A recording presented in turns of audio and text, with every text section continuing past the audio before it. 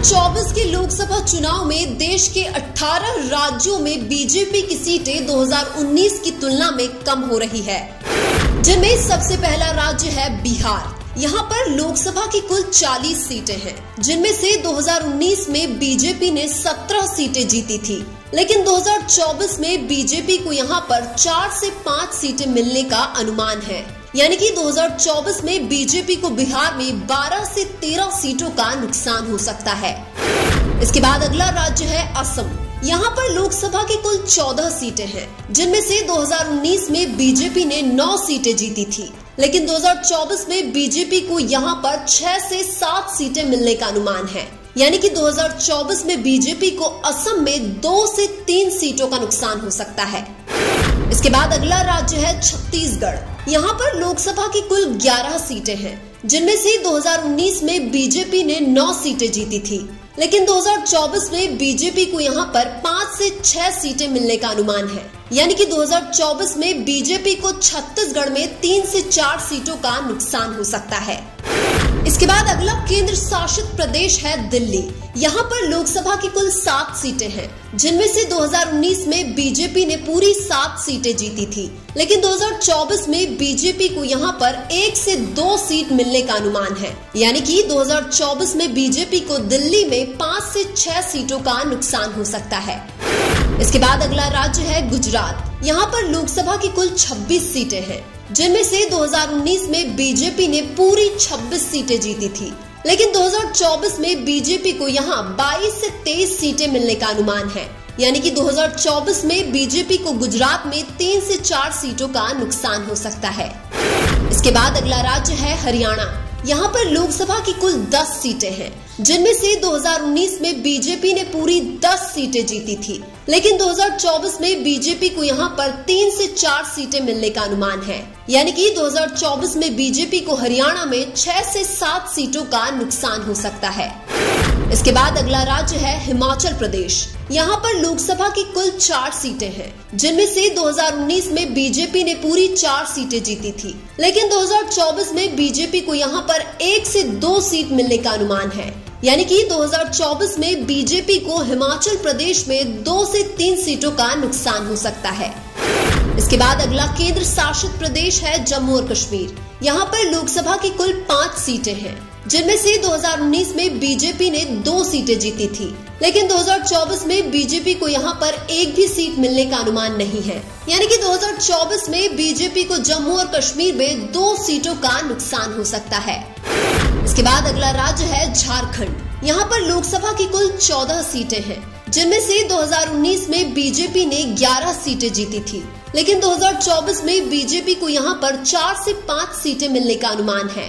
यानी कि 2024 में बीजेपी को झारखंड में 6 से 7 सीटों का नुकसान हो सकता है। इसके बाद अगला राज्य है कर्नाटक। यहाँ पर लोकसभा की कुल 28 सीटें हैं, जिनमें से 2019 में बीजेपी ने 25 सीटें जीती थी, लेकिन 2024 में बीजेपी को यहाँ पर 9 से 10 सीटें मिलने का अनुमान है। यानी कि 2024 में बीजेपी को कर्नाटक में 15 से 16 सीटों का नुकसान हो सकता है। इसके बाद अगला राज्य है मध्य प्रदेश। यहाँ पर लोकसभा की कुल 29 सीटें हैं, जिनमें से 2019 में बीजेपी ने 28 सीटें जीती थी, लेकिन 2024 में बीजेपी को यहाँ पर 20 से 21 सीटें मिलने का अनुमान है। यानी कि 2024 में बीजेपी को मध्य प्रदेश में 7 से 8 सीटों का नुकसान हो सकता है। इसके बाद अगला राज्य है महाराष्ट्र। यहाँ पर लोकसभा की कुल 48 सीटें हैं, जिनमें से 2019 में बीजेपी ने 23 सीटें जीती थी, लेकिन 2024 में बीजेपी को यहाँ पर 10 से 11 सीटें मिलने का अनुमान है। यानी कि 2024 में बीजेपी को महाराष्ट्र में 12 से 13 सीटों का नुकसान हो सकता है। इसके बाद अगला राज्य है पंजाब। यहाँ पर लोकसभा की कुल 13 सीटें हैं, जिनमें से 2019 में बीजेपी ने 2 सीटें जीती थी, लेकिन 2024 में बीजेपी को यहाँ पर 1 भी सीट मिलने का अनुमान नहीं है। यानी कि 2024 में बीजेपी को पंजाब में 2 सीटों का नुकसान हो सकता है। इसके बाद अगला राज्य है तेलंगाना।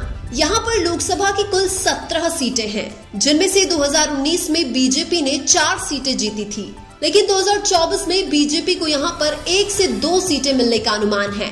यानी कि 2024 में बीजेपी को तेलंगाना में 2 से 3 सीटों का नुकसान हो सकता है। इसके बाद अगला राज्य है पश्चिम बंगाल। यहाँ पर लोकसभा की कुल 42 सीटें हैं, जिनमें से 2019 में बीजेपी ने 18 सीटें जीती थी, लेकिन 2024 में बीजेपी को यहाँ पर 10 से 12 सीटें मिलने का अनुमान है। यानी कि 2024 में बीजेपी को पश्चिम बंगाल में 6 से 8 सीटों का नुकसान हो सकता है। इसके बाद अगला राज्य है मणिपुर।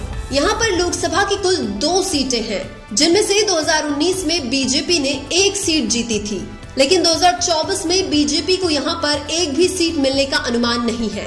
यानी कि 2024 में बीजेपी को मणिपुर में 1 सीट का नुकसान हो सकता है। इसके बाद अगला राज्य है उत्तर प्रदेश। यहाँ पर लोकसभा की कुल 80 सीटें हैं, जिनमें से 2019 में बीजेपी ने 62 सीटें जीती थी, लेकिन 2024 में बीजेपी को यहाँ पर 50 से 55 सीटें मिलने का अनुमान है। यानी कि 2024 में बीजेपी को उत्तर प्रदेश में 7 से 12 सीटों का नुकसान हो सकता है। इसके बाद अगला राज्य है राजस्थान। यहाँ पर लोकसभा की कुल 25 सीटें हैं, जिनमें से 2019 में बीजेपी ने 24 सीटें जीती थी, लेकिन 2024 में बीजेपी को यहाँ पर 10 से 12 सीटें मिलने का अनुमान है। यानी कि 2024 में बीजेपी को राजस्थान में 12 से 14 सीटों का नुकसान हो सकता है। लेकिन आपको क्या लगता है, केंद्र में 2024 में किसकी सरकार बनेगी? कमेंट करके जरूर बताइए।